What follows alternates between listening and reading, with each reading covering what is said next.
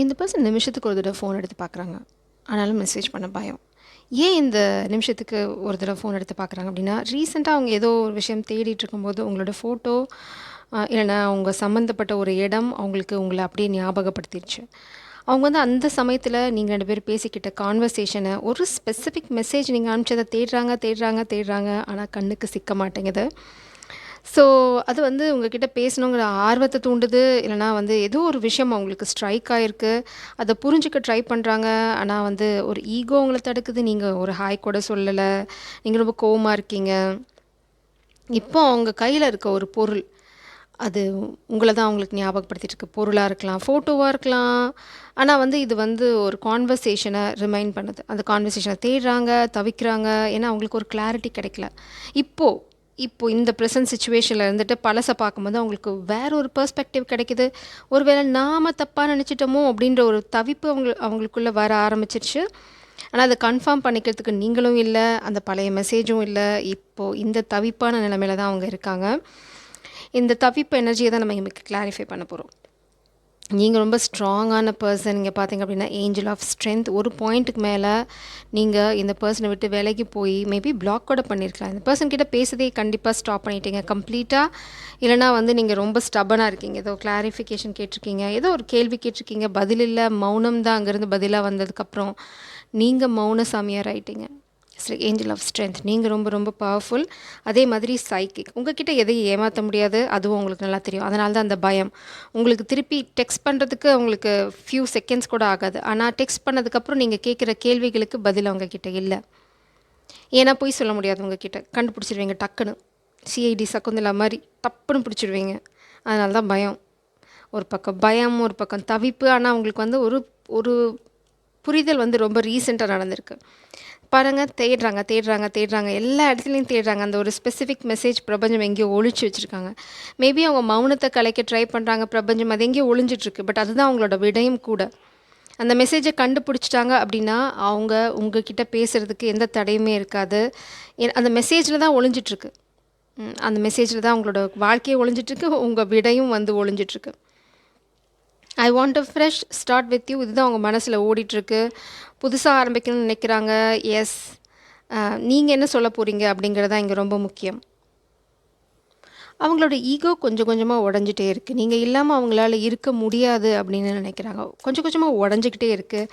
அவங்களோட ஈகோவாகட்டும், அவங்க அவங்க க்ரியேட் பண்ணி வச்சுருந்த ஒரு இல்லூஷன் ஆகட்டும், எல்லாமே உடையுது. ஏன்னா இப்போது ரொம்ப ரீசெண்டாக, இப்போது அதாவது இன்றைக்கி நடக்கிற சம்பவம், கொஞ்சம் ரீசெண்டாக ஏதோ ஒரு புரிதலும் அவங்களுக்கு வந்திருக்கு. இந்த ஸ்பெசிஃபிக் விஷயம் அவங்களுக்கு புரியல அப்படின்னா அவங்க மண்டை வெடிச்சிடும். ஃபோன் எடுக்கிறாங்க, டைப் பண்ணுறாங்க, டெலீட் பண்ணுறாங்க. இதுதான் அங்கே நடந்துகிட்ருக்கு. பாருங்கள், புது ஆரம்பம்.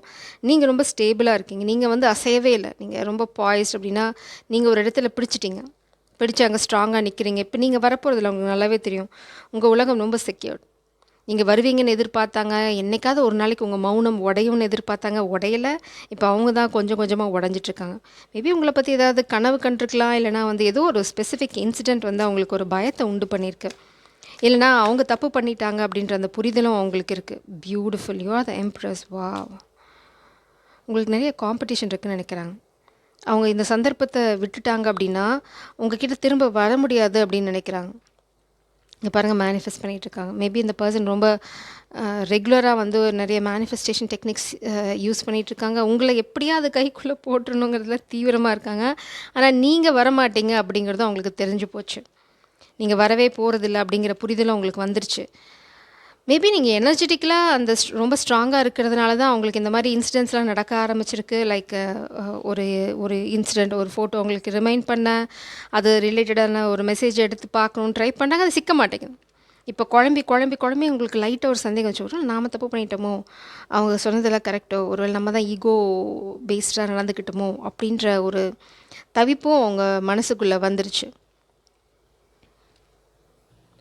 இப்போ இந்த பர்சன் வந்து டைப் பண்ணுறது, டெலிட் பண்ணுறது, இந்த ட்ராமா போயிட்டுருக்க இந்த சந்தர்ப்பத்தில் நீங்கள் எவ்வளோ நேரத்துக்குள்ளே இந்த பர்சன் கிட்ட இந்த கம்யூனிகேஷனோ இல்லை ஒரு மாற்றத்தையோ எதிர்பார்க்கலாம் அப்படிங்கிறத நம்ம இங்கே பார்க்க போகிறோம்.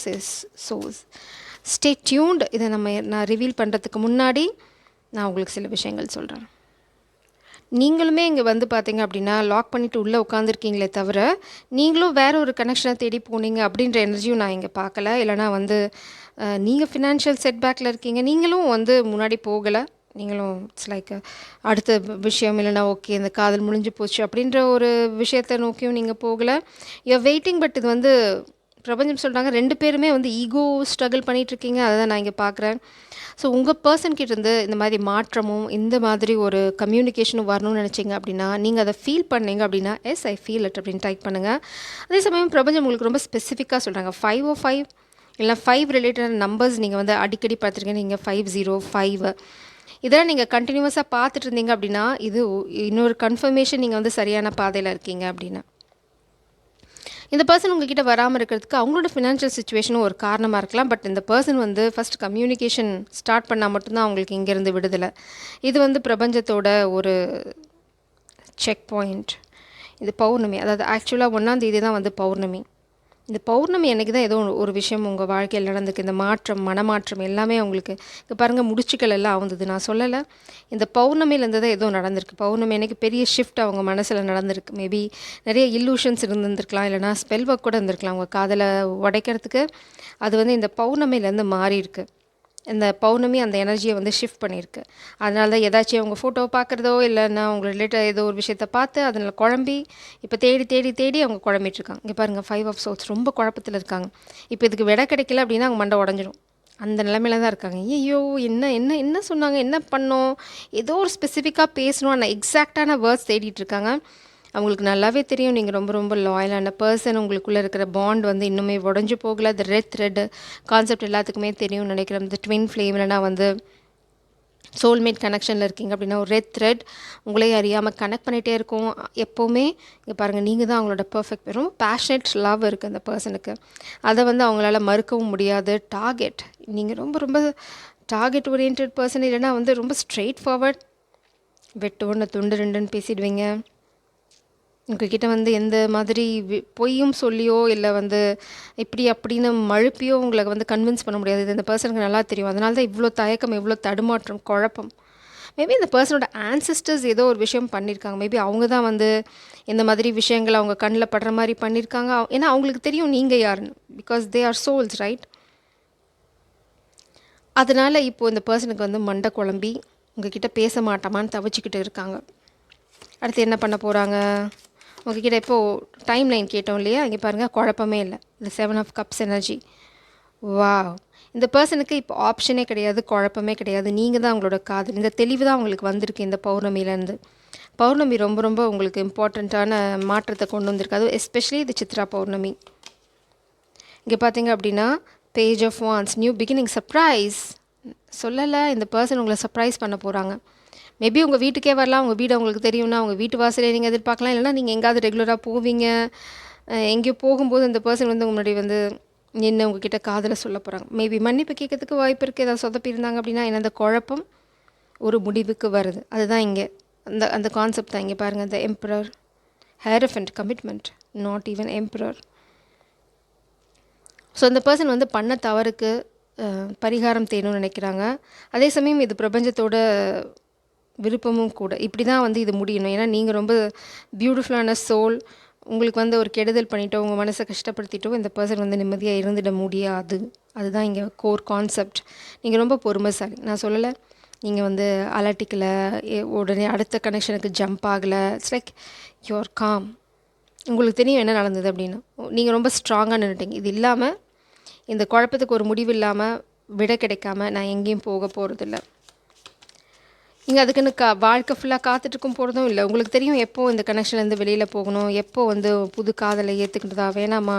இந்த மாதிரி குழப்பங்கள் எதுவுமே உங்ககிட்ட இல்லை. I am absolutely in love with you. போதுமா? சுத்தமாக விழுந்தாச்சு. இப்போ குழப்பம் இல்லை, எதுவுமே இல்லை. Let me have you. இந்த பர்சனுக்கு தடை இருக்குது. ஏன்னா இது ரிவர்சல் எனர்ஜியில் வருது. தடை உருவாக்குனதே அவங்க தான். சொதப்பியாச்சு. உங்கள் மெசேஜஸ்க்கு சரியாக ரெஸ்பாண்ட் பண்ணலை. இல்லைனா வந்து இட்ஸ் லைக் அவங்க ஏதோ ஒரு இடத்துல சொதப்பியிருக்காங்க. நம்ம அங்கே போக போகிறதில்ல. பட் உங்களுக்கு தெரியும் இல்லையா, I never imagine so much perfection. நீங்கள் ரொம்ப ரொம்ப ஏன்னா இங்கே எம்ப்ரஸ் ஆப்வியஸாக நீங்கள் பர்ஃபெக்டாக தான் இருப்பீங்க. உங்களோட பர்ஃபெக்ஷன் வந்து அவங்களுக்கு ரொம்ப ரொம்ப பிடிக்குது. My life started when I மெட் யூ. உங்களை பார்த்த அந்த தருணம் தான் அவங்க வாழ்க்கை ஆரம்பிச்சிருக்கு. அது வரைக்கும் வாழ்க்கை ஏதோ வாழ்ந்துட்டு இருந்திருக்காங்க. இப்போ வந்து அவங்களுக்கு எல்லாமே புரியுது. நான் அது சொல்கிறேனே, அந்த ஒரு இன்சிடெண்ட், அந்த ஒரு மெசேஜ் இல்லைனா அந்த ஒரு ஃபோட்டோ உங்களுக்கு வந்து ஏதோ ஒரு பழைய விஷயத்தை ஞாபகப்படுத்தியிருக்கு.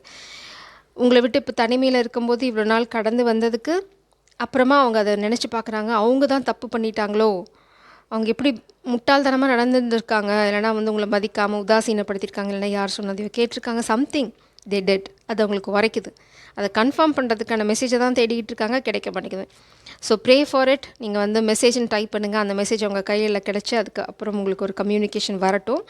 அதுக்கு முன்னாடி இங்கே வந்து இந்த பர்சன் பிரிஞ்சு போனதுக்கான காரணம், ஏன் வந்து உங்களை விட்டு விலகி இருந்து ஏன் இந்த ஈகோ ட்ராமா, உங்கள் மேலே ஏதாவது பிரச்சனையா, இல்லை உங்களை சந்தேகப்பட்டாங்களா, இல்லை அவங்க எதையாவது ஒழிச்சு வச்சுருக்காங்களா, இப்போ வந்து நல்லவங்க மாதிரி நடிக்கிறாங்களா அப்படின்னு பார்க்கலாம். ஒரு சிலருக்கு தான், எல்லாருக்குமே இல்லை. ரொம்ப ஜென்யூனான விஷயம்தான். My family is seating me. இந்த பர்சனோட ஃபேமிலியை அவங்கள வந்து ஏமாற்றிட்டுருக்காங்க. மேபி அதை சொல்கிறதுக்கு தான் உங்களை வைக்கப்பட்டிருக்கல. ஏன்னா நம்ம 5 ஆஃப் பென்டிகல்ஸ் பார்த்தோம் பாட்டம் டெக் எனர்ஜியில். எஸ், ஃபினான்ஷியலாக லாக் பண்ண ட்ரை பண்ணுறாங்க அவங்க ஃபேமிலி. அது தான் முக்கியமான காரணம். இப்போ உங்களுக்கு I am on my way to surprise. Oh my God, இந்த பர்சன் உங்களை சர்ப்ரைஸ் பண்ணுறது தின்னம். So comic is blackmailing. இந்த பிளாக்மெயிலிங் வேணும்னா என்னோடய இன்னொரு சேனல் இருக்குது, மிஸ்டிக்கல் ஜேர்னி ஆர்க்கிள். அதில் பாருங்கள் ஏன் பிளாக்மெயில் நடக்குது அப்படின்னு தெரியும். அங்கே இருக்குது உங்களோட விட. பட் ஒரு சிலருக்கு தான் காமிக் வந்து அவங்களை பிளாக்மெயில் பண்ணுறாங்க உங்ககிட்ட வராமல் இருக்கிறதுக்கு. Third party is just a fling. உங்களுக்கு வந்து இப்போது ஒரு சிலருக்கு தேர்ட் பார்ட்டி சுச்சுவேஷனால தான் அந்த பர்சன் உங்ககிட்ட வராமல் இருந்திருக்காங்க. பட் இப்போ வந்து உங்களுக்கு கன்ஃபர்மேஷன். ஏன்னா இங்கே 7 ஆஃப் கப்ஸ் வந்தபோதே நினச்சேன் நான் தேர்ட் பார்ட்டி சுச்சுவேஷன் இருக்குன்னு. பட் ஏன் உங்களை மனசை கஷ்டப்படுத்தணும் நல்ல சந்தர்ப்பத்தில் அப்படின்னு நினச்சேன். பிரபஞ்சம் வந்து உண்மையை சொல்கிறியா அப்படின்றாங்க. That's okay, my heart is ஏக்கிங் ஃபார் யூ. அவங்க மனசு வந்து வலிச்சிட்ருக்கு, உங்களுக்காக துடிச்சிக்கிட்டு இருக்கு. அந்த துடிப்பை தான் நம்ம ஆரம்பத்திலே பார்த்தோம். லைக் டைப் பண்ணுறது, டெலிட் பண்ணுறது, ரொம்ப இம்பேஷண்ட்டாக இருக்காங்க. இப்போ வந்து ஒரு மெசேஜ் உங்கள்கிட்ட இருந்து போச்சுன்னு வச்சுக்கோங்க, சாஷ்டாகமாக அவங்க காலில் விழுந்துருவாங்க. ஆனால் it's like you are not guided to do that. உங்களுக்கு அந்த மாதிரி கைடன்ஸ் இல்லை, stand in your power. But இதுதான் அவங்களோட சூழ்நிலை.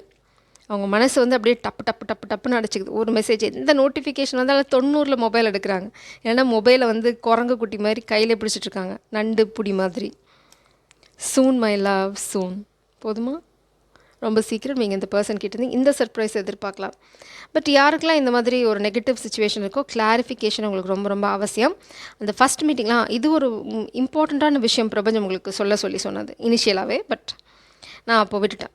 It's reminder. தேங்க்ஸ். ஆக்சுவலாக இந்த பர்சன் திரும்ப உங்ககிட்ட வந்தாங்க அப்படின்னா ஒரே ஒரு தடவை டீட்டெயிலாக எல்லா சுச்சுவேஷனும் அனலைஸ் பண்ணுங்கள், எழுதி வச்சுக்கோங்க. இதெல்லாம் வந்து எனக்கு டவுட்ஸ், இதெல்லாம் நான் ஸ்பெசிஃபிக்காக கேட்டே ஆவேன் அப்படிங்கிறதெல்லாம் எழுதுங்க. பொறுமையாக உட்காந்து 40 பக்கம் நோட் எடுத்து ஃபுல்லாக எழுதுனீங்கன்னா கூட பரவாயில்ல, எல்லாத்தையும் எழுதுங்க, எழுதி வச்சுக்கோங்க. இந்த பர்சன் வந்தாங்கன்னா செட் ஃபார் 1 டே, ஒரு நாள் உட்காருங்க, 2 பேரும் கேள்வியாக கேளுங்க, பதிலாக சொல்லட்டும். அதில் எந்த கேள்விக்கெலாம் விட கிடச்சிச்சோ அடிச்சிருங்க. அது பக்கத்துலேயே நோட்ஸ் எழுதி வச்சுக்கோங்க. உங்களுக்கு என்ன புரியுதோ அதை காட்டி கன்ஃபர்மேஷனும் வாங்கி வச்சுக்கோங்க. பிகாஸ் பிரபஞ்சம் சொல்கிறாங்க அதுக்கு மேலே அந்த டாப்பிக்கை நீங்கள் ஃப்யூச்சரில் பேசக்கூடாது. இது ரொம்ப ரொம்ப இம்பார்ட்டண்ட்டான கண்டிஷன். பழசுலேயே விட்டுட்டு தான் நீங்கள் முன்னாடி போகணும். அப்போ இப்படி பண்ண, அப்போ நீ தேர்ட் பார்ட்டிக்கிட்ட போனால், நோ சச் டயலாக்ஸ். நீங்கள் ஒன்ஸ் அவங்கள ஏற்றுக்கிறீங்க அப்படின்னா கம்ப்ளீட்டாக அந்த ஃப்ளாவோடு தான் ஏற்றுக்கிறீங்க. உனக்கு வந்து பாஸ்டில் ஃப்ளிங் இருந்தது, நீ எனக்கு முன்னாடி இத்தனை பேர்த்தோட இருந்த, நோ சச் டாபிக்ஸ். நீங்கள் வந்து ஃபுல்லாக போகிறீங்க இந்த ரிலேஷன்ஷிப்குள்ளே, அவங்களும் ஃபுல்லாக வராங்க. உங்களுக்குள்ளே இருக்க டிஃப்ரென்ஸ் ஆஃப் ஒப்பீனியன்ஸை உட்காரிங்க, பேசுகிறீங்க, முடிக்கிறீங்க. அதில் விடை கிடைக்காத விஷயங்களை 2 பேரும் விடை தேடுறீங்க, க்ளோஸ் பண்ணுறீங்க, கல்யாணம் பண்ணிக்கிறீங்க, சந்தோஷமாக இருக்கீங்க. ஜெய் சரம், காட் பிளஸ் யூ.